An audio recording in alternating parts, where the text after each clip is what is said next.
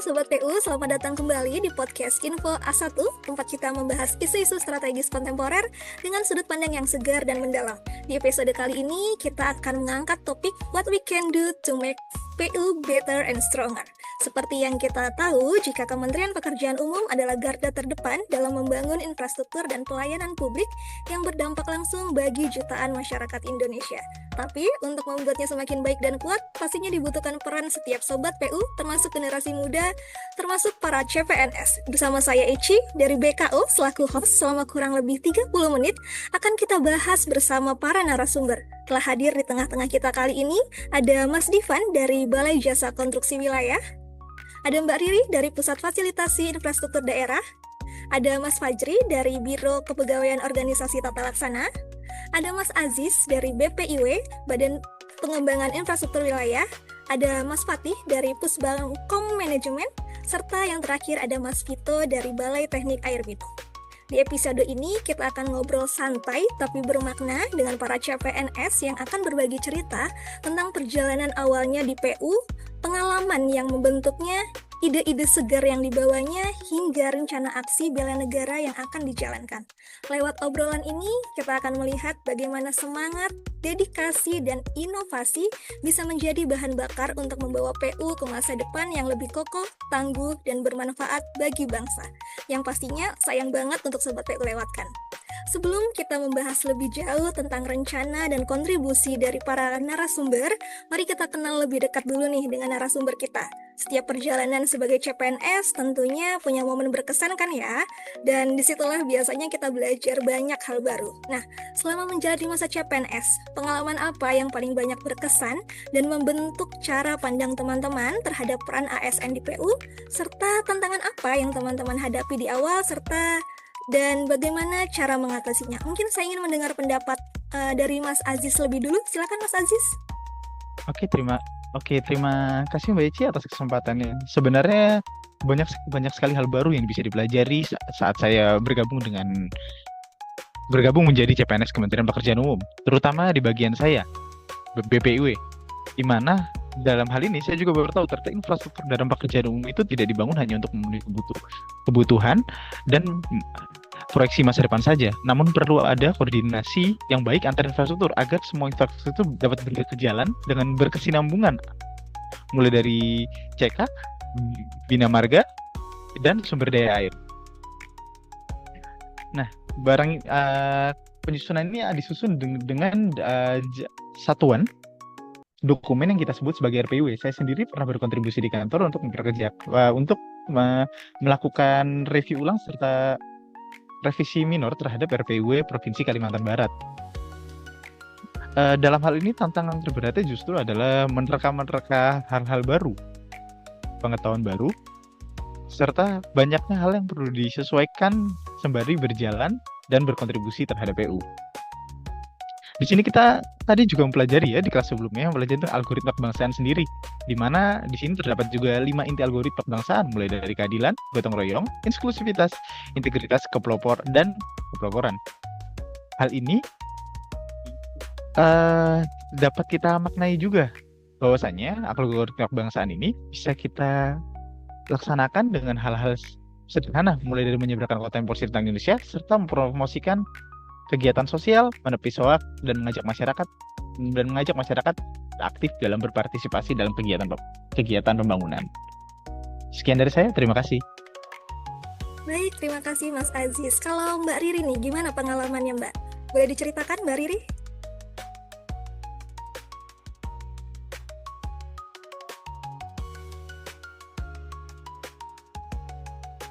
Ya, jadi mungkin pengalaman saya di Kementerian PU ini kan dimulai dari kegiatan Latsar ya yang kita lalui bersama-sama beberapa pekan terakhir ini gitu. Jadi dari pelaksanaan Latsar ini saya mempelajari dari beberapa hal sih Mbak, dimulai dari wawasan kebangsaan, kemudian juga terkait bela negara gitu. Nah, melalui pembelajaran ini tuh saya baru sadar bahwa saya sebagai bangsa Indonesia itu punya turut serta atau andil yang cukup besar juga dalam menjaga persatuan dan kesatuan keberlangsungan pembangunan nasional, serta pencapaian cita-cita nasional begitu.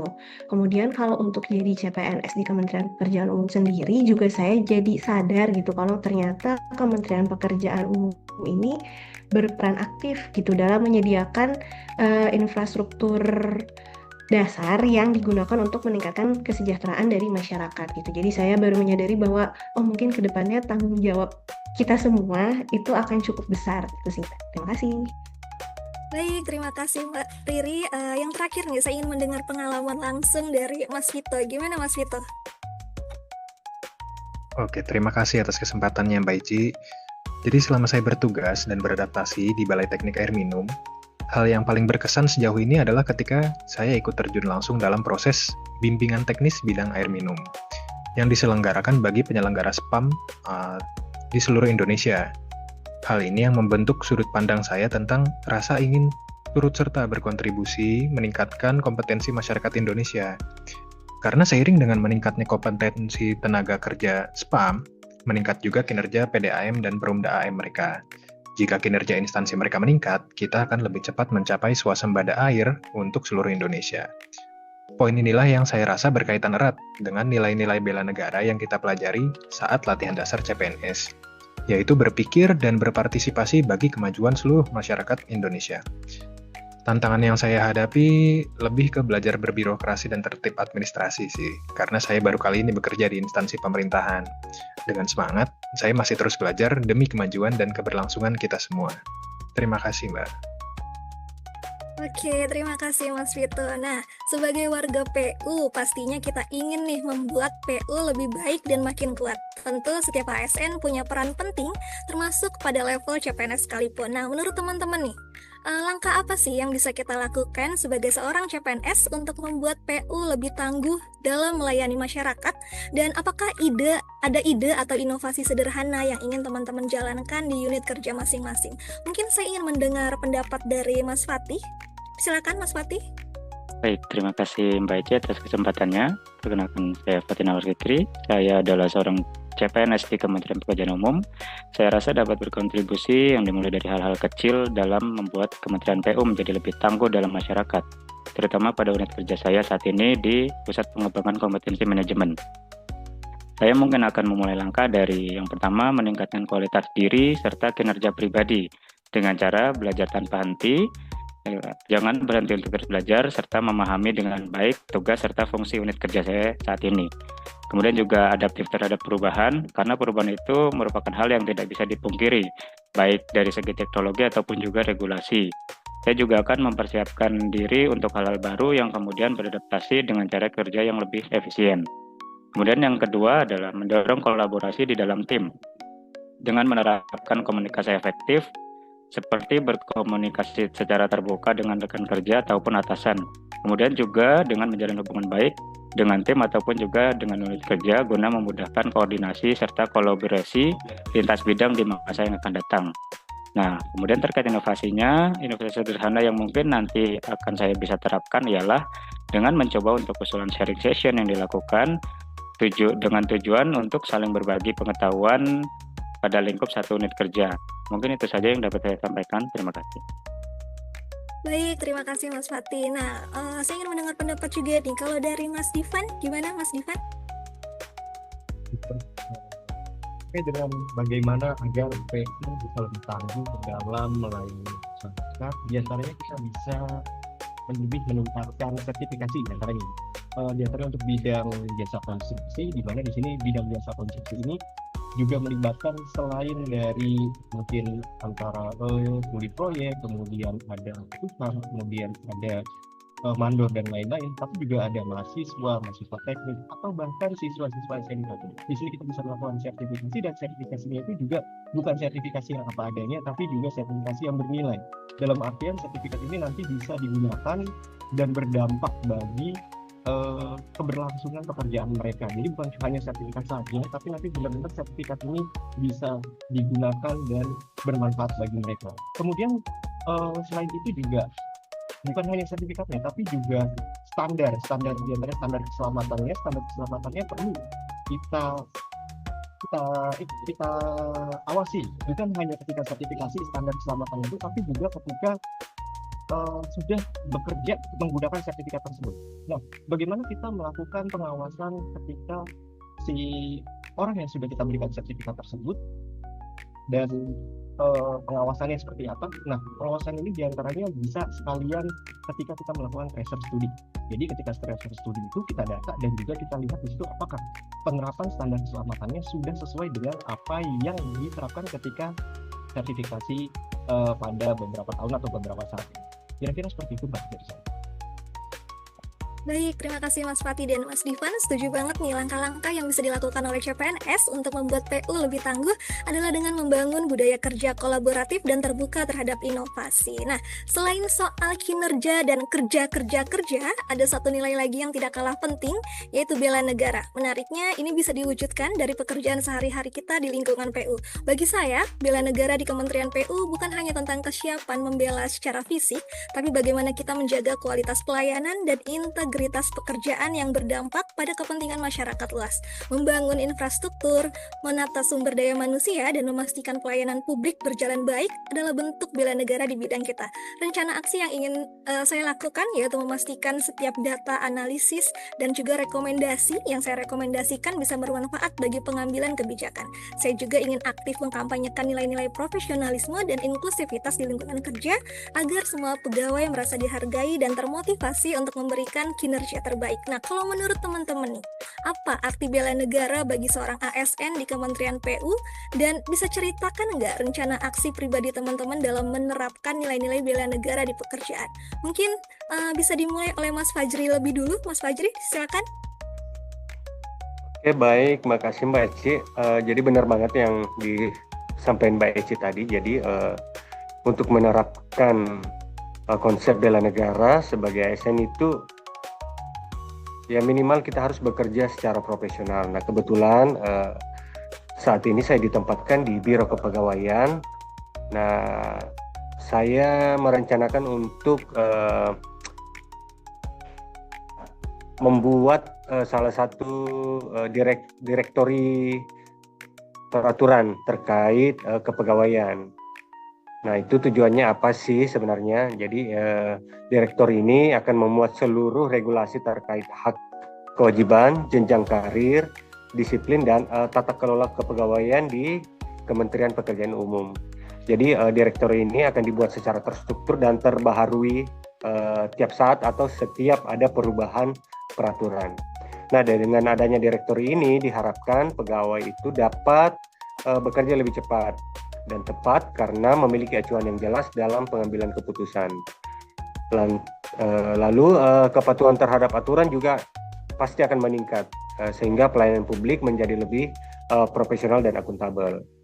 Nah, seperti Mbak Ici kan di BKO juga. Nah, di BKO itu sering mengalami yang namanya banding ketika misalnya ada peraturan yang terkait kepegawaian yang mungkin pegawainya tidak merasa puas. Nah, ini biasanya terjadi karena salah dalam memahami peraturan atau salah mengambil rujukan peraturan. Nah, ini makanya kenapa menurut saya sangat penting direktori peraturan ini. Selanjutnya yaitu proses pembinaan SDM ini menjadi efisien karena seluruh pihak pada akhirnya memiliki pemahaman regulasi yang sama. Nah, inovasi ini mungkin bisa diterapkan sederhana dan bertahap. Ya, paling nggak dimulai dengan menghimpun seluruh peraturan yang berlaku, kemudian mengelompokkannya per topik dan menyusunnya dalam bentuk portal atau e-book interaktif yang dapat diakses oleh seluruh unit kerja. Jadi termasuk bagian kepegawaian di unit organisasinya teman-teman. Nah, itu aja sih mungkin Mbak Eci konteks bela negara yang mungkin akan saya lakukan nantinya. Baik, terima kasih Mas Fajri. Kalau Mas Vito, gimana Mas Vito? Boleh kasih pendapat Mas Vito? Oke Mbak Ci. Jadi menurut saya salah satu wujud bela negara itu memberikan pelayanan publik yang berkualitas. Nah, untuk menjaga mutu layanan diperlukan standar yang menjamin kualitas tersebut. Nah, makanya memperbarui database dokumen kebijakan sistem manajemen mutu dan standar ISO di instansi pemerintahan bagi saya itu adalah kontribusi nyata bagi bela negara. Kenapa? Karena dengan pengkinian dan penerapan sistem manajemen mutu dan ISO ini, pelayanan kepada masyarakat menjadi optimal, transparan, dan profesional. Nah, ini memperkuat kepercayaan publik dan meningkatkan tata kelola pemerintahan yang bersih dan berintegritas. Sebagai langkah konkret, saya berencana melakukan pengkinian kebijakan sistem manajemen mutu dan ISO di Betam. Jadi itu sih yang akan saya coba terapkan, Mbak Ici. Wah, keren Mas Vito. Kalau Mbak Riri, gimana Mbak Riri? Boleh mendengar pendapat dari Mbak Riri? Silakan Mbak Riri. Baik, izin menjawab Mbak Eci. Kalau saya pribadi merasa bahwa sebagai CPNS Kementerian Pekerjaan Umum, khususnya di unit kerja saya di Pusat Fasilitasi Infrastruktur Daerah, saya bisa turut serta melakukan bela negara gitu melalui pembangunan nasional dengan mendukung pembangunan infrastruktur pelayanan dasar bagi masyarakat Indonesia, khususnya terkait dengan bidang air minum dan bidang air limbah begitu. Mengingat akses air minum dan air limbah yang layak ini sangat diperlukan untuk menciptakan kesejahteraan, kesehatan, serta produktivitas dalam kehidupan sehari-hari dari masyarakat Indonesia gitu. Nah, untuk mendukung penyediaan infrastruktur pelayanan dasar yang baik, saya rasa tahap awal yang perlu saya pribadi lakukan adalah dengan memahami sebenarnya layanan dasar seperti apa sih yang diperlukan dan berhak diperoleh oleh setiap masyarakat begitu. Kemudian harapannya informasi-informasi yang saya peroleh ini bisa saya sebarluaskan juga gitu ke seluruh pihak yang terkait agar kita semua sama-sama paham gitu. Oleh sebab itu, saya rencananya ingin melakukan penyebarluasan informasi terkait dengan standar pelayanan minimal dari bidang air minum dan air limbah. Begitu. Terima kasih. Baik, terima kasih Mbak Riri. Kalau rencana aksi dari Mas Fatih, gimana Mas Fatih? Baik, menurut saya sendiri gitu ya. Terkait rencana aksi gitu kan. Sebagai seorang CPNS di Pusat Pengembangan Kompetensi Manajemen, saya mungkin akan menerapkan rencana aksi yang sederhana dan juga praktis dalam menerapkan nilai bela negara, terutama kaitannya dengan pekerjaan sehari-hari, seperti menunjukkan sikap disiplin dan juga inisiatif untuk beradaptasi, dan juga memposisikan diri saya sebagai bagian dari Pusat Pengembangan Kompetensi Manajemen. Nah, seperti inovasi yang sudah saya sampaikan sebelumnya, saya mungkin akan mengusulkan untuk mengadakan sesi sharing session atau sharing knowledge lah, berbagi pengetahuan singkat sekitar 5-10 menit, mungkin di tiap minggu atau bahkan di tiap bulan di dalam tim ataupun juga di dalam satu unit kerja, dengan tujuan agar dapat meningkatkan kompetensi sebagai sesama insan PU. Kan dari saya. Oke, terima kasih Mas Fatih. Kalau Mas Divan, gimana Mas Divan? Yang penting lebih ke mempermudah untuk bola untuk sertifikasinya tapi bisa dikaitkan. Jadi apabila kita ke tempat-tempat tetap menjadi onsite itu, jadi kita jemput bola ke lokasi-lokasi yang mungkin tidak dekat tapi bisa saja jauh dari tempat-tempat yang mungkin terpencil juga. Nah, di situ kita bisa melakukan semacam sertifikasinya itu langsung di situ, dan juga sekaligus akan lebih dekat dengan masyarakat dan lebih berdampak secara langsung. Jadi bukan hanya masyarakat yang datang ke kita, tapi kita juga datang ke masyarakat, dan hal ini juga selain efektif berdampak ke masyarakat, juga mungkin secara biaya akan lebih sedikit karena dibandingkan dengan peserta atau masyarakat yang datang ke kita, atau mungkin datang kembali dari berbagai lokasi, akan lebih efektif apabila ini pengajarnya atau pembinanya yang datang ke masyarakat. Mungkin perbandingannya kalau dari peserta itu 50 orang datang ke sini dengan biayanya katakanlah di atas 10 juta, tapi kalau misalkan hanya pembina atau pengajarnya saja mungkin tidak sampai 1 juta rupiah untuk secara transport. Kurang lebih seperti itu untuk perbandingan. Baik, terima kasih Mas Divan. Yang terakhir nih, kira-kira apa sih aksi dari Mas Aziz? Boleh di-share Mas Aziz? Untuk aksi sendiri kita bisa memulainya dari yang paling sederhana. Mungkin mulai dari menyebarkan informasi ke-PU-an yang positif, membantu meluruskan hoax-hoax yang terjadi jika ada, semoga tidak ada, serta atau kalau paling dekat pun kita bisa branding diri kita di masyarakat juga, bisa dengan ikut kerja bakti di kawasan sekitar rumah kita, atau ikut melakukan perayaan 17 Agustus di lingkungan kita dekat. Sedangkan jika lo di BPU sendiri, sebagai pelayan publik, kita perlu meningkatkan kualitas diri. Kualitas diri untuk apa? untuk dapat terus berkontribusi dalam perluasan informasi serta memperlancar koordinasi antar UNER ataupun regional demi membangun pembangunan infrastruktur PU di Indonesia. Terima kasih. Wah, ternyata banyak sekali nih insight yang kita dapat dari cerita dan rencana teman-teman semua. Keren banget. Semoga niat baik kita bisa kita implementasikan di unit kerja kita masing-masing ya. Nah, sebelum kita tutup, kalau teman-teman bisa menyampaikan satu pesan singkat kepada seluruh ASN dan CPNS di Kementerian PU untuk bersama-sama membuat PU lebih baik dan lebih kuat, apa pesan singkat yang akan teman-teman sampaikan? Boleh dimulai dari Mas Fajri mungkin? Yuk, mari jaga profesionalisme dan integritas di setiap tugas dan pekerjaan. Oke, kalau Mas Vito? Mari kita bersama-sama tingkatkan pelayanan publik yang prima agar setiap warga mendapatkan layanan terbaik dengan cepat dan penuh tanggung jawab. Mantap. Kalau Mbak Riri gimana nih pesannya? Ya, ayo teman-teman kita terus belajar dan bekerja sebaik mungkin supaya apa yang kita lakukan bisa berdampak besar bagi masyarakat di sekitar. Terima kasih. Setuju. Mas Fatih, boleh Mas? Baik, mari kita sama-sama meningkatkan kompetensi serta terus berkembang untuk baik untuk kementerian dan juga untuk bangsa dan negara. Oke, kalau Mas Divan gimana pesannya? Pekerjaan dengan semangat dan niati dengan iman.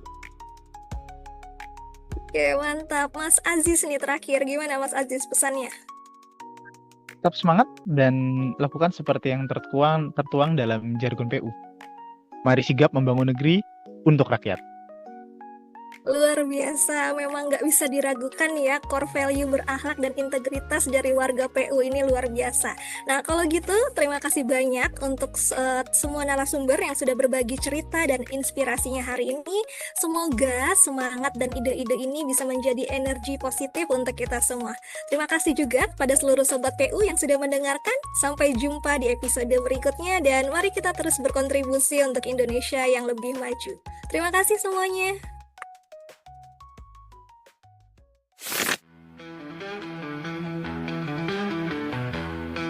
Mission complete!